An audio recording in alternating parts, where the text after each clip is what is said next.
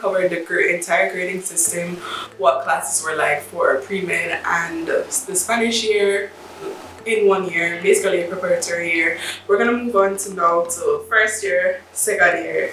I wanted to talk about hands-on practice, the importance of the exams and things. We're going to talk about the importance of the exams first now to move on. Alright. You have now completed your preparatory year and you're very now excited to go into med school, like to start. Even though when you applied you were accepted into med school, you had to do preparatory year because you never speak Spanish. That's why all of this is happening. And now you're about to start med school.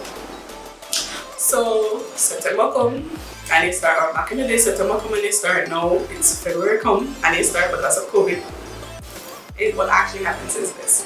What I really want to instill into you all and press into you all, please, if you don't get nothing else from this, get this. If you are going to go to med school there, exams are your most important thing. You know how here in Jamaica and in other countries it would be your exam is important, yes, but your final course throughout the grade basically determines whether you will pass or not, because it would be an exam grade and your course grade, and as long as you hit that pass mark you're good. Even if you fail the exam, not there, no sir.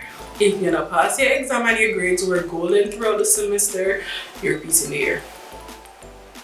It's happened to the best of us. Which is why I can tell y'all from first time experience, no do it. Study for your exam. Don't wait until the last minute to do it, because you could have perfect grades throughout the entire year. They could have been perfect throughout the entire year. And you know how they're perfect? Because it gives you the right to do exam. This is how it goes. So basically, you go throughout the entire year and you're doing your tests, your quizzes, your mid-semester exam and everything. All of that is added up. And the teacher keeps that along the year, I think. Like, that goes on. And then, if at the end of the semester you were doing good and everything, and your teacher is nice, or if you were doing good and you have just a regular teacher, standard teacher that follow basically what their rules say, then you would have the right to do your exam on the first sitting. Right? So you would have the right to do your exam on the first sitting. If you have one of those, if you have a standard teacher and you weren't doing good throughout the semester, and your grade doesn't reach the minimum that it needs to be to get the right to do exam, you lose the chance to do your exam at the first sitting, and you just go straight to the second sitting of your exam. Now, there are 3 sittings of exams. I've said that in a video before. There's ordinary, extraordinary, and then there's mundial. Ordinary is basically just your first sitting of your exam. Most people do that. Most people, if they have the right and they do it. And if you pass that, then you don't have to do any other sittings of your exam. If you go to ordinary, which is the first one, and you did not pass, and then you would have the right to go, you'd go to the second one. Everybody that either didn't pass in the first sitting or they didn't get the right to do the first sitting of their exam, they go to extraordinary. Again, if you pass the first time, you don't have to go extraordinary. You just chill until the next semester starts or until summer starts, and then you go home.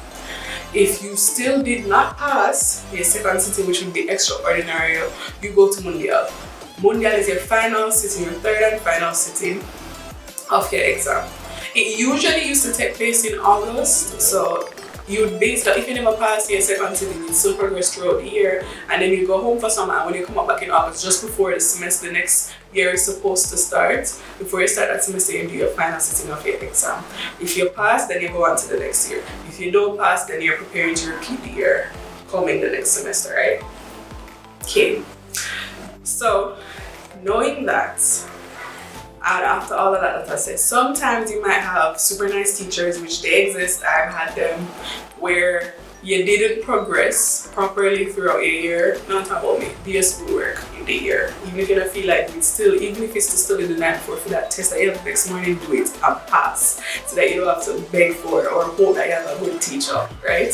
Sometimes teachers are nice and they don't want to take away the right for their students to not do it, or they just want them overall students to just have as many chances at the exam as they can. So they'll just waive that and just submit all of them students' names regardless of their grades and thing to make everybody get a chance to do all 3 sittings. I've had teachers like that, but I needed them because we still got past my coursework, but there are people in my class who needed them. Not all teachers are like that, so don't rely on that, right? Alright. So now that we talk about that, all I want to express is that knowing that knowledge that you have, and that if you don't pass your exam on the 3 sittings you're repeating the year, is another year's money of whatever year you're in.